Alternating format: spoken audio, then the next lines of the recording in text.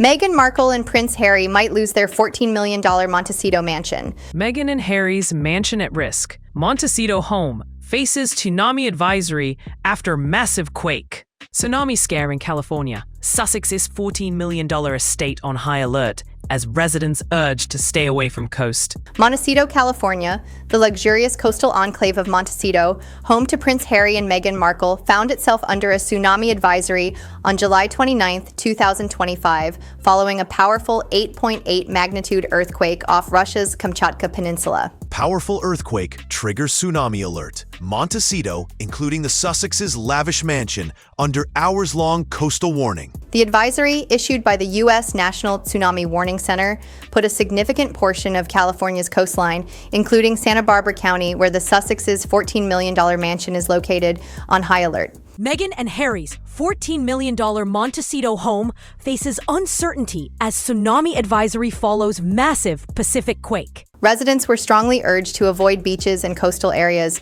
with warnings that the risk could persist for several hours after the initial waves. This recent tsunami advisory is not the first natural threat to brush against the Duke and Duchess of Sussex's Montecito abode. Earlier this year, raging flames in Southern California placed their neighborhood on standby for potential evacuations. Although their property was ultimately spared from direct impact, it lies within a designated high flame risk area, a classification that necessitates constant vigilance and preparedness from its residents. These recurring natural events underscore the inherent risks associated with living in a highly desirable but environmentally dynamic part of the world. Prince Harry and Meghan Markle purchased their sprawling Montecito mansion in 2020 for $14.65 million.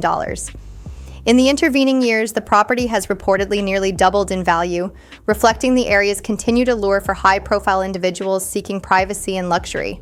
The exclusive coastal enclave boasts a roster of other prominent neighbors, adding to its appeal.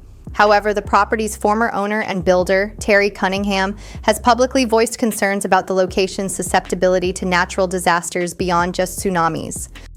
Cunningham has specifically highlighted the threat of mudslides, a danger that gained widespread attention in the region after devastating past severe weather events. Montecito has a well-documented history of debris flows, particularly in areas scarred by wildfires, where heavy rains can unleash torrents of mud and debris. The 2018 Montecito mudslides, which followed the Thomas Fire, tragically claimed lives and destroyed numerous homes, serving as a sobering example of this particular hazard. The Duke and Duchess's mansion is situated several miles inland and on higher ground, which might protect it from the recent state of Cali. This geographical positioning offers a degree of natural protection, significantly reducing, though not entirely eliminating, the potential danger from coastal hazards like tsunamis or land-based threats such as mudslides. While the immediate threat of the tsunami advisory has since been canceled for Santa Barbara County, officials continue to warn of potential strong currents and unpredictable wave patterns along the coast for several days following the earthquake. The situation in Montecito serves as a microcosm of broader challenges faced by communities in high-hazard zones, particularly in California. The state's stunning natural beauty often coexists with inherent geological and meteorological vulnerabilities. The increasing frequency and intensity of natural disasters, often linked to climate change, mean that even affluent areas with robust infrastructure and emergency services must remain perpetually prepared. For residents like Prince Harry and Meghan, owning a piece of paradise in Montecito comes with the responsibility of understanding and adapting to the forces of nature. Their experience underscores that even significant financial investment cannot entirely insulate individuals from the unpredictable power of the natural world. It reinforces the critical need for comprehensive disaster preparedness, community awareness, and ongoing efforts to mitigate risks in vulnerable regions. Prince Harry and Meghan Markle are facing a turning point in their post-royal journey, as financial strain and shrinking influence begin to reshape their strategy. Meghan Markle is not done expanding as ever. After years of high-profile deals, headlines, and global appearances, Harry and Meghan appear to be confronting a stark reality. They may need the very royal family they once walked away from. The couple recently parted ways with their in-house communications team, a cost-saving move that follows the exit of 6 other staff members. This brings the total number of employees they've lost since stepping back from royal duties to around 25. While some departures have been public, others remain behind the scenes, suggesting deeper internal issues and growing concerns about long-term sustainability. It's the same old story. They cycle through staff as quickly as most people cycle through toilet paper, quipped one royal insider. Milk lasts longer than their employees. The layoffs come at a time when Harry and Meghan are reportedly nearing the end of their Netflix deal, a contract that was initially promoted as a $100 million arrangement, but is now said to be closer to $20 million. Though they found success with their docuseries, Harry and Meghan's lifestyle show With Love, Meghan, other projects, such as Heart of Invictus and Polo, failed to generate the same buzz. As Netflix moves toward favoring first-look deals over exclusive overall contracts, Harry and Meghan may soon find themselves in a less lucrative position. And with their high overhead costs, including an estimated $2 million annual security bill, mortgage payments on their $14.65 million Montecito estate, and a staggering $288,000 property tax, every dollar now matters. They also finance Archwell Foundation, their production arm, and personal office. Add in the costs of international travel for faux foreign tours to countries like Nigeria and Colombia, and it's clear their current lifestyle depends on a constant revenue stream. Harry and Meghan recently lost key staffers such as Kyle Boulia, their deputy press secretary, and Charlie Gibson, their European comms director. Others exiting include Archewell's director of communications, Disha Tank, head of operations Leanne Cashin, Meghan's social media manager, and a personal assistant. Now, their in-house communications team is down to just 2 people, Meredith Maines, their chief communications officer, and Emily Robinson, a former staffer on The Crown, along with UK-based PR expert Liam McGuire. Maines has since brought on a support team from Method Communications. As the Duke and Duchess's business and philanthropic interests grow, I've made the strategic decision to move toward a more traditional communications structure of specialist agency support, Maines said in a statement. In a financial sense, it's cheaper than a full-time team, added one industry expert. But finances are only part of the story. Behind the scenes, there are long-standing reports that Harry and Meghan are difficult to work for. Vanity Fair's January 2025 cover story claimed Meghan could be cold and dismissive if things didn't go her way, with one former media staffer saying it was really, really awful working under her. Another said she would throw employees to the wolves. Harry and Meghan were reportedly upset by a Hollywood Reporter article that quoted sources saying Meghan left staff terrified. One insider said, "She belittles people. She doesn't take advice. They're both poor decision makers. They change their minds frequently. Harry is a very charming person, but he's very much an enabler." These aren't new allegations. Back in their royal days, Harry and Meghan's former comm secretary, Jason Nauf, filed an official complaint accusing Meghan of bullying staff. Meghan Markle has denied any wrongdoing, and her lawyer later said she would never want to negate anyone's personal experiences. Still, the results of the palace's internal probe have never been made public. Meanwhile, Meghan's decision to launch her new rose wine on what would have been Princess Diana's birthday raised eyebrows. It's not lost on Prince William that Meghan has launched an alcohol brand on his mother's birthday, the very mum he lost in a drink-driving tragedy, said royal expert Kinsey Schofield. Harry, for his part, has been trying to mend fences with his estranged family, especially his father, King Charles. In a recent interview, Harry expressed hope for reconciliation, saying, "There's no point in continuing to fight anymore. Life is precious. I don't know how much longer my father has." Sources suggest the royal family is quietly preparing to include Harry, Meghan, and their children, Prince Archie and Princess Lilibet, in future plans, including arrangements surrounding King Charles's funeral. Prince William is allegedly trying to stop Meghan Markle from writing a royal tell-all. A royal expert has revealed why Prince William was correct to warn Prince Harry about Meghan Markle. Reports are surfacing that Prince William is deeply concerned about a possible memoir from Meghan Markle. According to insiders, he's allegedly taking quiet steps to prevent her from publishing a book that could dig into the most sensitive parts of her time with the royal family. The worry appears to stem from how much detail Meghan might be willing to include, and how damaging it could be to the royal image. The idea alone has reportedly unsettled the future king, especially given how strained his relationship with Meghan and Prince Harry already is. Although nothing has been officially announced, the possibility has been enough to create tension behind the scenes. Meghan Markle's money worries spark speculation about a memoir deal. With the recent loss of Meghan and Prince Harry's Netflix deal, rumors about financial strain are starting to swirl. The couple's Montecito lifestyle comes with a hefty price tag, and without the support of a high-dollar production contract, some say Meghan may be exploring new ways to bring in income. A memoir, especially one about her time in the royal family, could be incredibly lucrative. Industry insiders believe she would have no shortage of offers from publishers, and a personal, detailed account could easily top bestseller lists. That financial incentive is one of the biggest reasons people are starting to believe the memoir might actually happen. Meghan's close ties to publishers and Oprah fuel book release rumors. Adding more fuel to the fire is Meghan's existing relationship with major players in publishing and media. She's already collaborated with publishers before, including the release of her children's book, and maintains a close friendship with Oprah Winfrey, who's known for supporting big personal projects like memoirs. Some fans believe that if Meghan chooses to share her side of the royal story, she'll do it carefully, and with help from people she trusts. A possible book deal might already be in quiet development, with Meghan weighing when and how to tell her story in a way that feels both authentic and safe. Reactions online highlight the public's curiosity and divide over Meghan's story. The online response to the idea of Meghan writing a memoir has been passionate and very split. Some commenters say the royal family would be shaken by the idea of her telling her truth in full, especially after the worldwide headlines sparked by Prince Harry's memoir, Spare. Others have pointed out that Harry's book left out around 400 pages of personal stories, and that Meghan's version might be even more raw and revealing. A few think Meghan might wait until much later in life to write her memoir, especially if she's still processing the emotional toll of her time in the UK. But plenty of others are ready to hear her version of events now. No filter, no edits. Fans debate whether Meghan is emotionally ready to relive royal incidents in a memoir.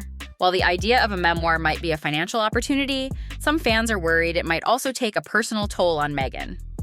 Her time with the royal family was marked by tabloids, and putting that into writing could be just as close to reliving it as it is healing. Even though a memoir might be a chance to reclaim her narrative, some believe Meghan could mess things up for herself by diving too deeply into those memories. Others think the process could be empowering, especially if she frames it as a story of resilience. But for now, whether she's emotionally ready to go there remains a major question. Prince William's reported reaction suggests the memoir could contain wild details. One of the biggest signs that this memoir talk isn't just gossip is how Prince William is allegedly reacting. The idea that he's actively working to keep Meghan from publishing a book suggests there may be real concern over what she could reveal.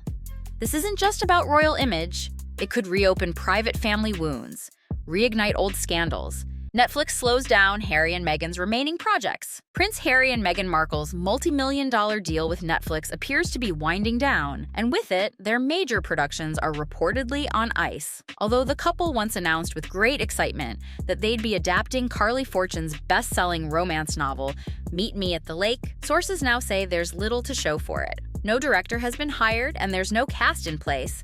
A surprising delay given the hype surrounding the project in August 2024. Netflix reportedly paid $3 million for the rights, but nearly a year later, the film is still in early pre-production limbo. With time running out on their deal, many in Hollywood are questioning whether the movie will ever happen. Insiders predict Harry and Meghan's Africa documentary may be quietly scrapped. Another Sussex project that may be facing an uncertain fate is their proposed documentary about Africa. The series, which was announced without Prince Harry or Meghan appearing on camera, has reportedly stalled. What's the betting that neither of these projects will see the light of day? A source told Page 6, referencing both the film and the Africa doc. The delays are raising eyebrows, especially with the couple's current contract set to expire sometime in 2025. As their production company, Archewell, struggles to launch new projects, the once promising partnership with Netflix appears to be losing steam. Netflix may shift to a first-look deal instead of full partnership with Harry and Meghan. While the Sussexes' original Netflix deal was initially reported as worth $100 million, insiders now claim it was closer to $20 million. Still, it was a significant piece of their financial portfolio. That agreement is expected to end later in 2025, and rather than renewing it in full, Netflix may pivot to a more flexible first-look deal, similar to what the Obamas have with their production company, Higher Ground. A first-look deal would give Netflix the right to review Harry and Meghan's ideas before anyone else, but without any obligation to fund or produce them. This would significantly reduce the couple's creative influence on the platform and signal a shift in how Netflix values their brand. Only one big win so far with Prince Harry and Meghan Markle's debut documentary. Despite the headlines and hype, the Sussexes' most successful Netflix project remains their 2022 docuseries, Harry and Meghan. The documentary pulled in over 81.5 million hours viewed upon release, making it the most-watched documentary premiere on the platform. But it's been downhill since. Other projects haven't lived up to expectations. Their Polo docuseries, released in December 2023, was viewed by only 500,000 people and landed at number 3,436 on the Netflix ratings chart, a stark contrast to their earlier success. These underwhelming numbers raise questions about the couple's long-term appeal and whether Netflix can continue to justify investing in content that doesn't deliver large audiences. Meghan Markle's lifestyle show performs modestly despite major promotion. Netflix hasn't cut ties with the Sussexes entirely. Meghan's lifestyle show with Love, Meghan premiered in March 2025 and will return for season 2 in September of the same year. The series includes her As Ever product line, featuring rose wine, teas, jam, and honey. While it ranked number 383 in Netflix's mid-year What We Watched report with 5.3 million views, it was still outperformed by reruns of Meghan's old show, Suits. Despite this, insiders point out that the show still performed better than many other lifestyle titles on the platform, including The Great British Baking Show and Queer Eye Season 9. But sources say Netflix expected stronger results given the high-profile promotion behind it, leading some to view the show as underperforming. Netflix likely got what it wanted out of Meghan and Harry, and may be ready to move on. According to Hollywood insiders, Netflix may have already gotten what it wanted out of the Sussexes, and that was the global buzz and views generated by Harry and Meghan. Everything since has been gravy, but not necessarily worth the investment. Let's be honest, Netflix got what they really wanted out of the Sussexes, their documentary, one source close to the situation said. As new shows struggle to find large audiences and multiple projects stall in development, the streamer seems less inclined to keep the duo under a broad production deal. Whether or not Harry and Meghan stay with Netflix under a smaller agreement, the streaming giant appears to be signaling that their era of royal exclusives may be coming to an end. Meghan Markle launched her latest podcast, Confessions of a Female Founder, in April 2025 with Lemonada Media. The series delves into candid conversations with successful female entrepreneurs, exploring their challenges, lessons, and personal growth journeys. The podcast has earned praise for its honest approach, with Meghan sharing her own stumbles and flaws alongside her guests. She aims to pull back the curtain on the realities of building a business, fostering a supportive dolphin tank environment rather than a competitive shark tank. This encourages women to share both victories and setbacks openly. The first season featured 8 episodes and a bonus, including guests like Whitney Wolfe Herd, Sarah Blakely, and Tina Knowles, who offered practical advice on resilience and authenticity. Meghan decided to pause the podcast after season 1 to prioritize her lifestyle brand, American Riviera Orchard, and other business ventures, emphasizing the importance of not overextending herself. She hopes her transparency inspires listeners to embrace imperfection in their own entrepreneurial paths. The podcast has received positive feedback for its blend of motivational content and real-life business insights. Rachel Zegler's West End debut in Evita at the London Palladium has ignited some talk over an unconventional staging of Don't Cry for Me, Argentina. Instead of performing on stage, Rachel sings from an outside balcony, allowing street crowds to watch for free, while paying audience members inside view her performance via a live video feed. This decision has outraged some ticket holders who paid significant sums and feel ripped off, expecting a traditional in-theater experience for the musical's highlight. Director Jamie Lloyd intended the staging as a symbolic act, mirroring Eva Peron addressing the masses. While some praise its creativity, others criticize it for prioritizing spectacle for non-paying crowds. Despite the heated debate, Rachel's overall performance has garnered positive reviews, and her balcony appearances draw large nightly crowds, though her talent has often been at the center of public discussions. Drake recently revealed on Instagram that he lost over $8 million in gambling during the past month, sharing a screenshot of his losses and expressing he felt so fried right now. The artist disclosed he wagered nearly $125 million in total during that period, predominantly on sports betting, including a recent $800,000 bet on the Oklahoma City Thunder for Game 6 of the NBA Finals.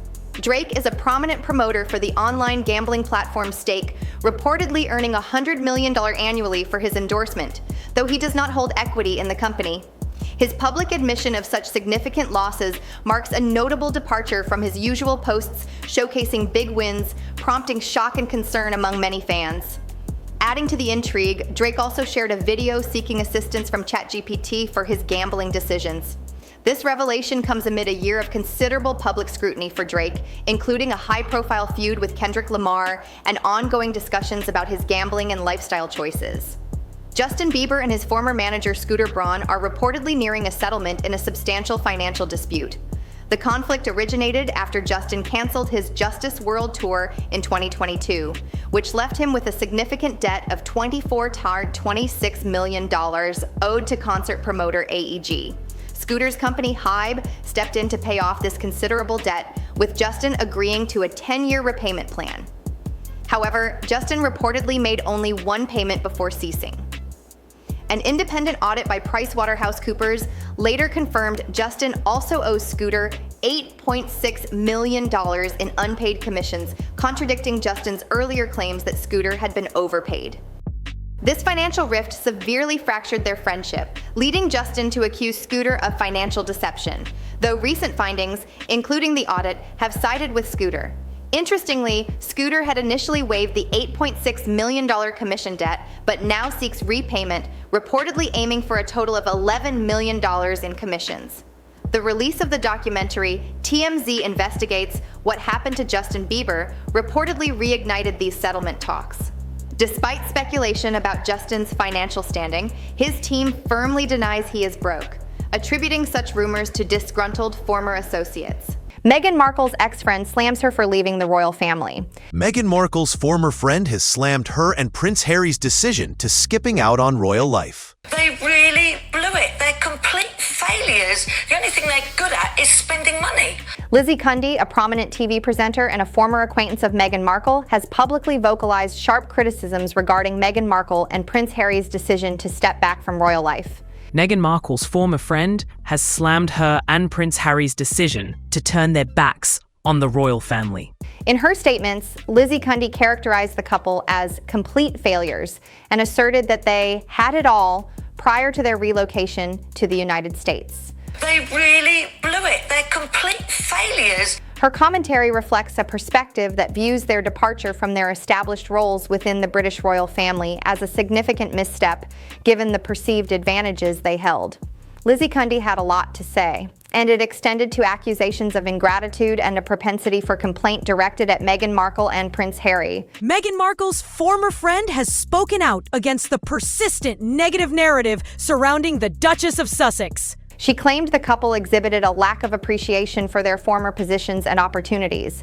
Furthermore, Lizzie Kundy specifically noted their absence from significant royal events, singling out the Trooping the Color ceremony as an example of occasions they missed. However, it is relevant to note that Lizzie Kundy later acknowledged that Meghan Markle and Prince Harry had not received an invitation to the Trooping the Color event, indicating that their absence was not due to a conscious choice to forego the ceremony, but rather a lack of formal inclusion. Despite this clarification, her initial comments underscored a broader sentiment of dissatisfaction with the couple's choices and perceived disengagement from royal duties. Lizzie Kundy remarked that the only apparent talent possessed by Meghan Markle and Prince Harry was spending money.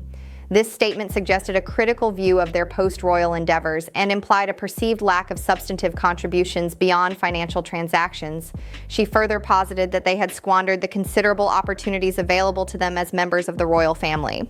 This particular criticism suggested that Meghan Markle and Prince Harry had failed to capitalize on the unique platform and influence afforded by their former positions, instead opting for a path that, in Lizzie Kundy's estimation, did not fully leverage their potential within the royal framework. Lizzie Kundy shared details regarding her personal connection with Meghan Markle, specifically addressing the cessation of their friendship. Lizzie Kundy recounted that she was ghosted by Meghan Markle after Meghan Markle began her relationship with Prince Harry in 2016. This account implies that contact between the two individuals was abruptly cut off without explanation. Lizzie Kundy's statement suggested a broader pattern, implying that Meghan Markle disconnected from several former friends following the commencement of her royal relationship. This narrative introduces a personal dimension to Lizzie Kundy's critique, suggesting a perceived change in Meghan Markle's relational approach after entering a high-profile romantic partnership with Prince Harry. Prior to Meghan Markle's royal romance, Lizzie Kundy described her own role as a matchmaking service for Meghan Markle. She wanted to find an English boyfriend, so I said, look, I'll help you. This characterization suggests a degree of involvement in Meghan Markle's social life before her engagement to Prince Harry. Lizzie Kundy also observed that other individuals have similarly distanced themselves from Meghan Markle since that period. This observation aligns with the narrative of a broader pattern of relationship changes experienced by Meghan Markle as her life transitioned into the sphere of the British royal family. These personal anecdotes from Lizzie Kundy contribute to a public perception of strained or altered relationships surrounding Meghan Markle's entry into royal life. Meghan Markle's old acquaintances individuals collectively claim that Meghan Markle has exhibited a consistent pattern of severing relationships after her integration into royal life. This suggests a recurring theme of disengagement from pre-royal associations, supporting the idea of a deliberate or coincidental shift in personal connections as Meghan Markle adapted to her new high-profile status within the monarchy. Such accounts contribute to a public discourse concerning Meghan Markle's personal relationships and her navigation of social ties amidst significant life changes. Lizzie Kundy's statements represent a pointed criticism of Meghan Markle and Prince Harry's decision to depart from their royal roles. Her remarks, which included labeling them complete failures and accusing them of ingratitude, underscored a belief that they did not adequately appreciate or utilize the opportunities inherent in royal life. Lizzie Kundy's personal account of being ghosted after Meghan Markle's relationship with Prince Harry began, combined with her observations about other friends distancing themselves, introduced a narrative of altered personal relationships. This perspective is further supported by broader claims from former acquaintances who suggest a pattern of relationship disengagement by Meghan Markle following her entry into the royal family. Prince William reportedly thought Meghan Markle was using Harry for fame from the start. Prince William believes Meghan Markle saw Harry as a stepping stone to fame and fortune. William reportedly saw through Meghan's plan to marry Harry for fame and fortune. Prince William allegedly had serious doubts about Meghan Markle long before things exploded between the brothers. According to royal expert Phil Dampier, William believed Meghan saw Prince Harry as a way to boost her fame and wealth, not as a long-term partner in royal service. A royal biographer claimed that Prince William was skeptical about Meghan Markle marrying into the royal family. Phil points to comments from Lady Elizabeth Anson, a close cousin of Queen Elizabeth II, who reportedly said the Queen herself was worried about Meghan's true intentions. Phil believes William was trying to protect his brother from being taken advantage of, and that those early concerns played a major role in the brothers falling out. Royal Insider claims Meghan never intended to stay royal, and that William knew it. Prince William believes Meghan Markle saw Harry as a stepping stone to fame and fortune. Phil Dampier isn't mincing words when it comes to Meghan's place in the royal family. He claims Meghan never intended to stay in the firm, instead using her marriage to Harry as a way to open new doors. She saw marrying Harry as a stepping stone, Phil said in a recent interview. And Prince William, he adds, saw that from the beginning. Phil suggests that Meghan's quick exit from royal life, paired with a focus on Hollywood deals and public branding, supports William's early concerns. A source pushes back and says that claims about Meghan's intentions are just opinions. While Phil's claims have made headlines, not everyone agrees. A source close to Harry and Meghan talked back, calling his comments opinions with no merit. They argue that no one, not Phil or anyone at the tabloids, can truly know what Meghan's intentions were when she joined the royal family. The pushback highlights the ongoing divide between royal commentators and Team Sussex, with one side painting Meghan as calculated and the other framing her as a misunderstood outsider. Neither Kensington Palace nor Harry and Meghan's team have commented directly. How William, Harry, and King Charles drifted apart. Since Harry and Meghan left royal life in 2020, tensions within the royal family have only grown worse. William and Harry's once close bond has deteriorated, especially after the Sussexes made public claims of racism within the institution. Their Netflix docuseries and Harry's memoir, Spare, only fueled the divide. In the book, Harry accuses William of physically attacking him during a heated argument about Meghan. Their father, King Charles III, has also reportedly kept his distance. This complex rift has left Harry isolated from the core of his family. Harry says he still wants to reconcile with his family, but blames security concerns for ongoing silence. Despite everything that's happened, the accusations, the books, the interviews, Harry says he still wants peace. In a May 2024 interview, he admitted there have been many disagreements, but he's open to reconciling. However, he believes the ongoing battle over security is a major roadblock, and since losing his publicly funded protection in the UK, Harry says he's hesitant to visit, and that even King Charles won't speak to him while the issue remains unresolved. Still, Harry insists there's no point in continuing. Harry worries about King Charles's cancer, but feels frozen out. In a rare moment of vulnerability, Harry shared his concern over King Charles's health, admitting he doesn't know how much time his father has left. But despite the family crisis, Harry claims the king won't speak to him, and that security disputes have replaced family communication. It would be nice to reconcile, Harry said. He also acknowledged that some family members may never forgive him for speaking out. Still, Prince Harry holds on to hope, saying that if reconciliation is possible, he's open to it, even if he has to make the first move.